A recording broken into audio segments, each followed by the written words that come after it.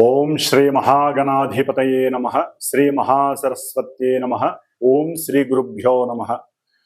ఓం గురు బ్రహ్మ గురుర్విష్ణు గురుర్దేవో మహేశ్వరః. గురు సాక్షాత్ పరబ్రహ్మ తస్మై శ్రీ గురవే నమః. శ్రీ గురుస్వరూపిణ్యై శ్రీ మహాకాళీ మహాలక్ష్మి మహాసరస్వతి స్వరూపిణి దుర్గాంబికాయే నమో నమః. ఓం హయగ్రీవాయ నమః. ఓం శ్రీ మేధాదక్షిణామూర్తయే నమః. శ్రీ గురు దత్తాత్రేయాయ నమః. గురవే సర్వలోకానాం విషజే భవరోగిణాం నిధయే సర్వవిద్యానాం శ్రీ దక్షిణామూర్తయే నమో నమః. శ్రీ దక్షిణామూర్తి వారికి అట్లాగే గురు సమానులైనటువంటి పీఠాధిపతులకి అందరికీ కూడా పాదాభివందనం చేస్తూ పాదాలకి నమస్కారం చేస్తూ ఈ యొక్క కర్కాటక రాశిలోకి సూర్యుడు ప్రవేశించినటువంటి రోజు నుంచి 6 నెలల కాలము దక్షిణాయన పుణ్యకాలం ఉంటుంది. ఈ దక్షిణాయనంలోనే మనకి చక్కగా మానవుడు మోక్షాన్ని పొందటానికి జ్ఞానాన్ని ఆర్జించటానికి కావలసినటువంటి అమితమైనటువంటి జ్ఞాన సంపద పూజల ద్వారా వ్రతాల ద్వారా హోమాల ద్వారా ఎన్నో రకాలైనటువంటి దైవ పూజల ద్వారా చేసుకునే అదృష్టము కలిగే అవకాశం ఉంటుంది. కాబట్టి ఈ యొక్క కర్కాటక రాశిలో ఉన్నటువంటి సూర్యుడు ప్రవేశించిన తర్వాత 6 నెలల కాలము కూడా చక్కగా మానవులందరూ కూడా మనకు వచ్చేటటువంటి గణపతి నవరాత్రుల దగ్గర నుంచి అన్నీ కూడా దైవానికి సంబంధించినటువంటి కార్యక్రమాలు. ఎందుకంటే ఇక్కడ వర్షాకాలము శీతాకాలం అనేది మానవుని యొక్క ఆరోగ్యం పైన ప్రభావం చూపిస్తుంది. కాబట్టి దైవానికి సంబంధించినటువంటి ఆరాధనలు స్తోత్ర పారాయణలు అర్చనలు చేయటం ద్వారా చక్కటి ఆరోగ్యము మనఃప్రశాంతత కార్యసిద్ధి కలిగి జ్ఞానానికి మోక్షానికి కూడా కలగడానికి అవకాశం ఉంటుంది.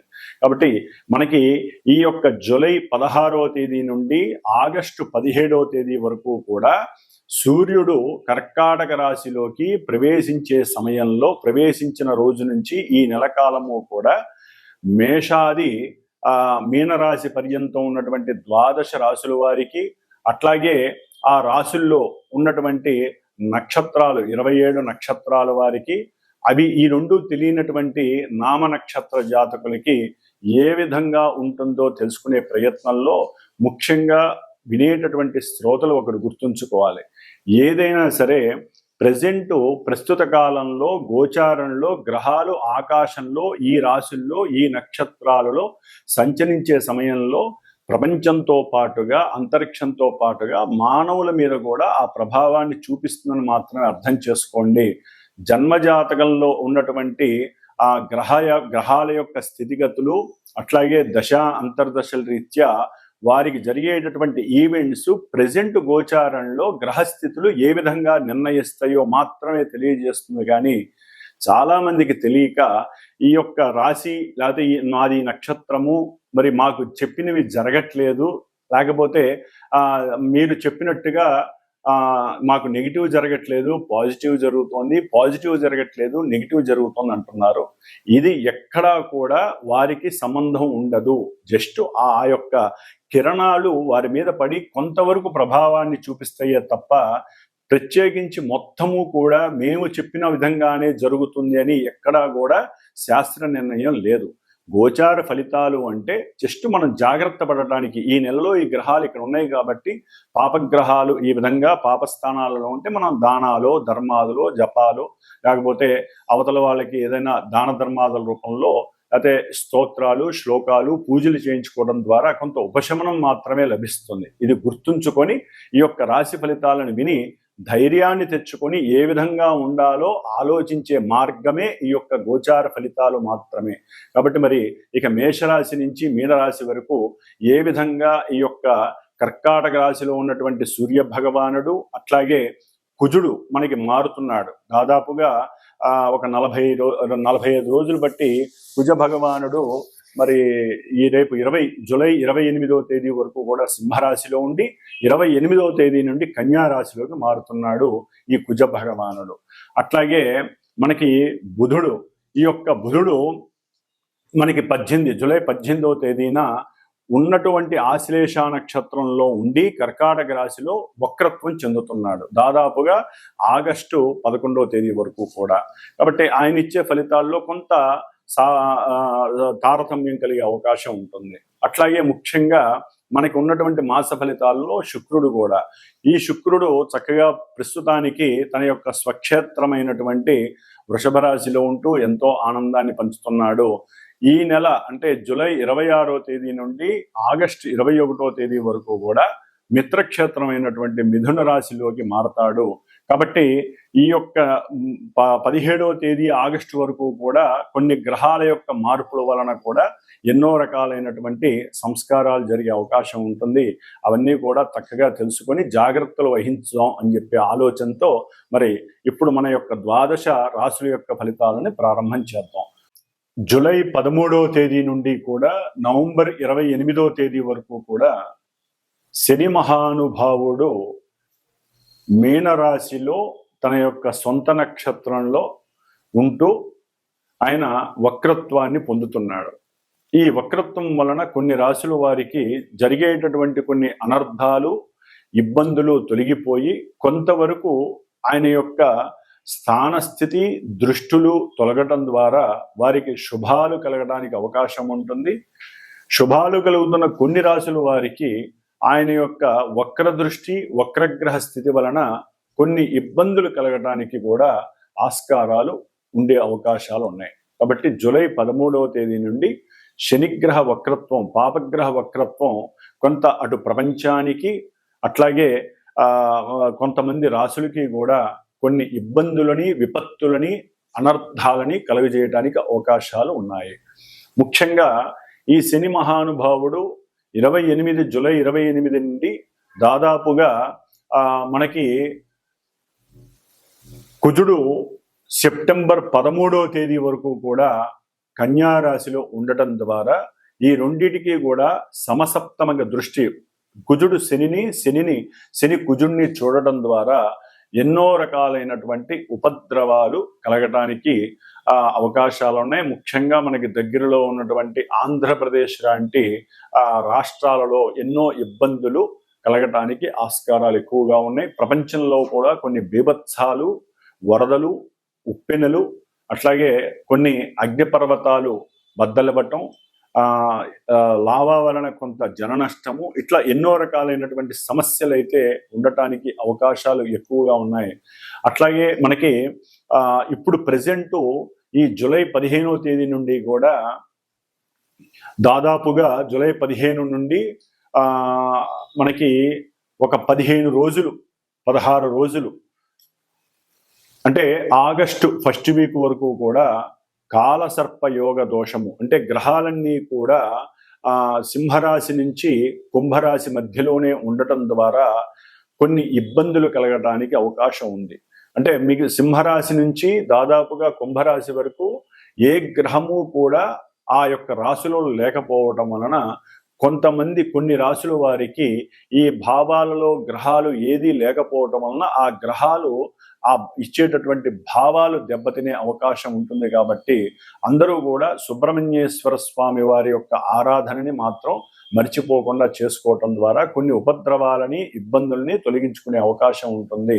అట్లాగే దాదాపుగా 41 రోజులు మా యొక్క శ్రీమాత జ్యోతిషాలయ పీఠంలో నా ద్వారా నేను చేస్తున్నటువంటి ఈ యొక్క సుబ్రహ్మణ్యేశ్వర స్వామి వారి యొక్క పూజలు, కుజరాహు కేతువుల యొక్క దోష పూజలు దాదాపుగా 30 రోజులు పూర్తయి ఈ యొక్క జూలై 20వ తేదీన హైదరాబాద్లో మా పీఠంలో సుబ్రహ్మణ్య పాశుపత హోమంగా నవగ్రహ హోమము, లక్ష్మీ గణపతి హోమము, అంటే ఈ గ్రహాల యొక్క అనుసంధానంతో ఎవరైతే కొంతమంది యొక్క నక్షత్రాలు, రాశులు, దశాంతర్దశలు జరుగుతున్నాయో వీరికి సంబంధించినటువంటి పూజలు జరుగుతున్నాయి. వారికి హోమం కూడా జూలై 20వ తేదీన నిర్వహించడం జరుగుతుంది ఉదయం పూట.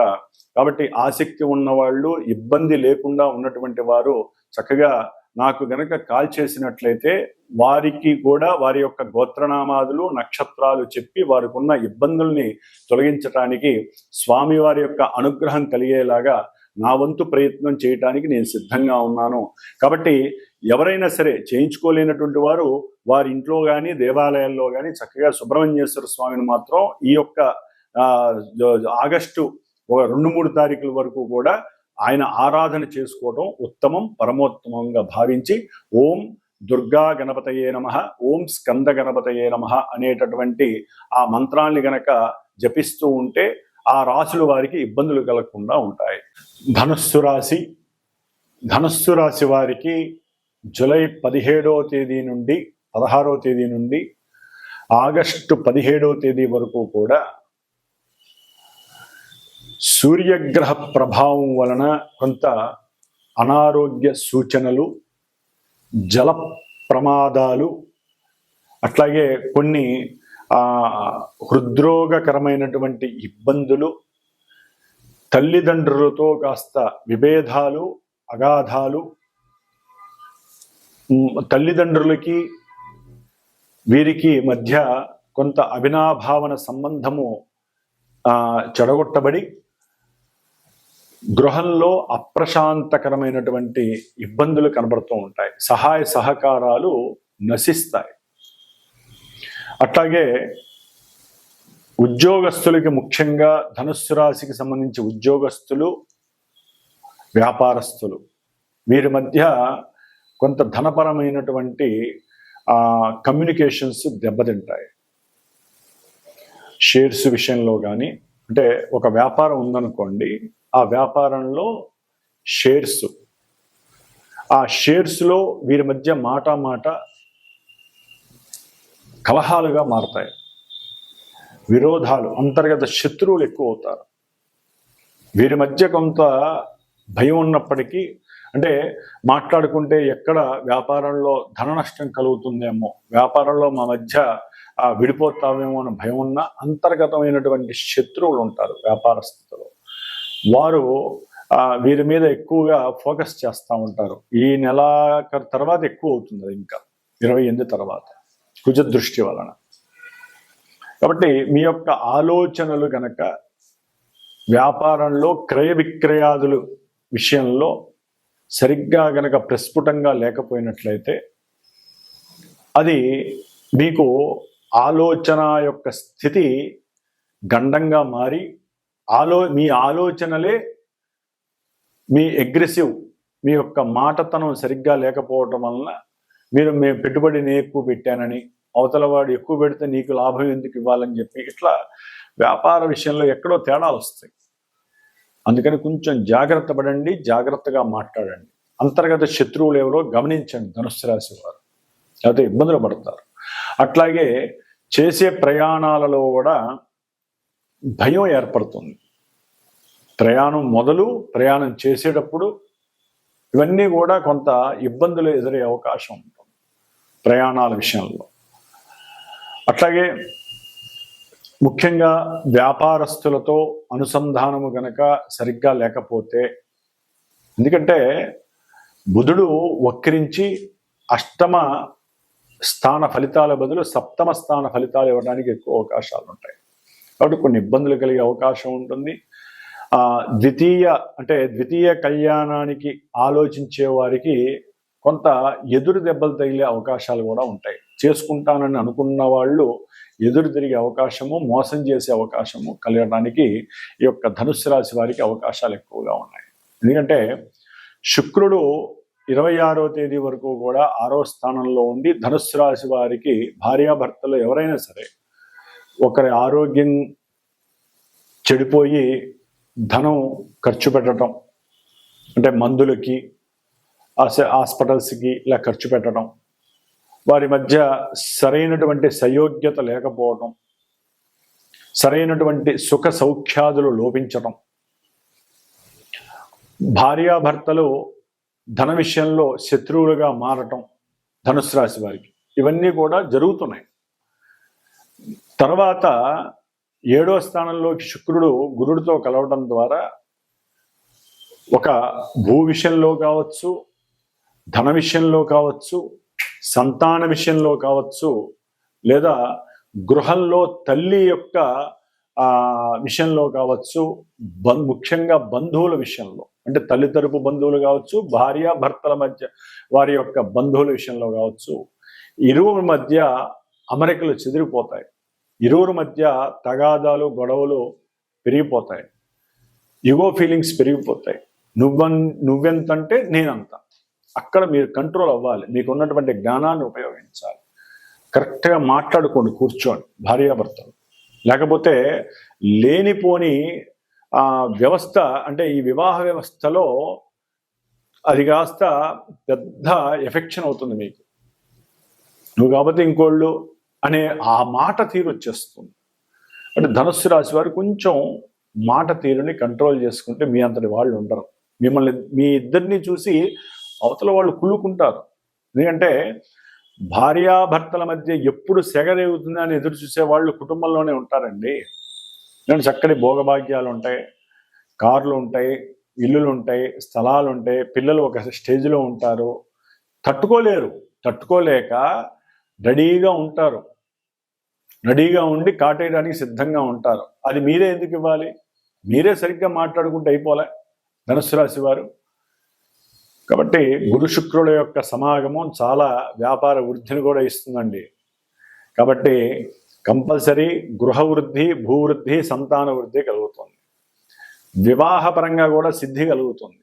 అంటే ద్వితీయ కళ్యాణం చేసుకునే వాళ్ళకి కూడా కొంచెం అనుకూలంగానే ఉంటుంది. కాబట్టి అవతల వాళ్ళు ఒప్పుకునే అవకాశం రవి వలన కలగట్లేదు.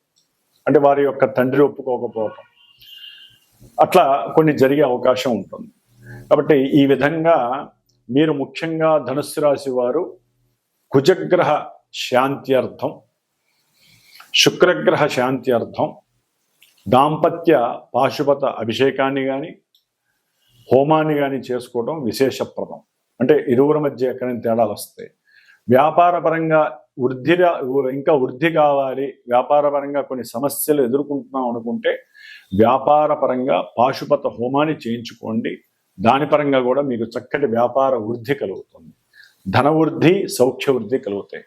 సంఘంలో కీర్తి ప్రతిష్టలు అధికంగా పెరిగే అవకాశము ఎక్కువగా ఉంటుంది. కాబట్టి కాస్త పెసర్లు నానబెట్టి గోమాతకి తినిపించండి. అట్లాగే గోధుమ రవ్వ ఉప్మా చేసి, లేకపోతే గోధుమ రవ్వ పాయసంగా చేసి పాలతో ఉడికించి విష్ణుమూర్తికో వెంకటేశ్వర స్వామికో చక్కగా నివేదన చేపించి, అర్చన చేపించి, స్వామివారికి తులసి దండ వేయించి మీరు గనక నైవేద్యాన్ని అందరికీ పంచినట్లయితే చక్కటి లాభసిద్ధి కలుగుతుంది. మీ ఇంట్లో ఆనందకరమైనటువంటి యోగము కలిగే అవకాశం ఉంటుంది. ధనుస్సు రాశి వారికి తృతీయంలో ఉన్నటువంటి రాహువు ఇప్పుడు శని కూడా వక్రించడం ద్వారా మంచి పరాక్రమము, ఆలస్యం అవుతున్న కార్యక్రమాలని మీ తెలివితేటలతో, మీకున్న ధైర్యంతో మాట్లాడి అవతల వ్యక్తుల్ని రంజింపజేసి ముందుకు తీసుకువెళ్ళగలిగే అవకాశం ఉంటుంది. ఉద్యోగస్తులకు కూడా కాస్త ప్రమోషన్స్ లెవెల్స్ ముందుకు వెళ్ళడానికి కూడా ఆస్కారం ఎక్కువగా కనిపిస్తోంది. ఓం గం గణపతయే నమః. పూర్వము ఒక 30 days ముందు మనం చెప్పుకున్నటువంటి కొన్ని రాసుల వారు, అనగా మేషము, అట్లాగే వృషభము, కర్కాటకము, సింహము, కన్య, వృశ్చికము, మకరము, కుంభము, ఈ రాసుల వారు, అట్లాగే కుజ మహర్దశ, కేతు రాహు అంతర్దశలు మహర్దశలు జరుగుతున్నవాడు, కుజ నక్షత్రాలైనటువంటి మృగశిర, అట్లాగే మృగశిర, చిత్త, ధనిష్ట నక్షత్ర జాతకులు, ఆరుద్ర, స్వాతి, శతభిష రాహుగ్రహ నక్షత్ర జాతకులు, అశ్విని, మఖ, మూల కేతు నక్షత్ర జాతకులు, వీరందరికీ కూడా కుజ రాహు కేతువుల యొక్క సంయోగము, సమ్మేళనం వలన కాలసర్ప యోగ దోషాలు, కుజదోషాలు, ఎన్నో వివాహ ఆటంకాలు, గర్భ విచ్ఛిన్న దోషాలు, రాహుకేతువుల యొక్క సర్పగ్రహ బాధలు తొలగిపోవటానికి మరి హైదరాబాద్లో శ్రీమాత జ్యోతిషాలయ పీఠంలో నా చేత ఆల్రెడీ జరుగుతున్నాయి. ఈ గ్రహాలకి జపములు, సర్ప సూక్త జపము, అట్లాగే స్వామివారు సుబ్రహ్మణ్య క్షేత్ర దర్శనాలు కూడా అయిపోయినాయి. 6 క్షేత్ర దర్శనాలు. ఇప్పుడు ఈ నెల జూలై 20వ తేదీన కృత్తికా నక్షత్రము ఆదివారం రోజున హైదరాబాద్లో చివరగా శాంత్యర్థమై సుబ్రహ్మణ్య పాశుపత హోమం జరుగుతోంది. దీంట్లోనే గణపతి, లక్ష్మీ గణపతి, నవగ్రహ నక్షత్ర సహితముగా సర్పసూక్త, మన్యుసూక్త సహితంగా సుబ్రహ్మణ్య పాశుపత హోమం జరుగుతోంది. కాబట్టి ఎవరైనా ఈ ఇబ్బందులు ఎవరైతే పడుతున్నారో వారు నాకు గనక ఫోన్ చేసి సంప్రదించినట్లయితే హోమానికి చాలా తక్కువ స్వల్ప దక్షిణతో ఆ యొక్క సుబ్రహ్మణ్య అనుగ్రహాన్ని పొందే అవకాశము స్వీకరిస్తారని ఈ యొక్క మెసేజ్ చేయడం జరుగుతోంది. ఓం శరవణ భవాయ నమః.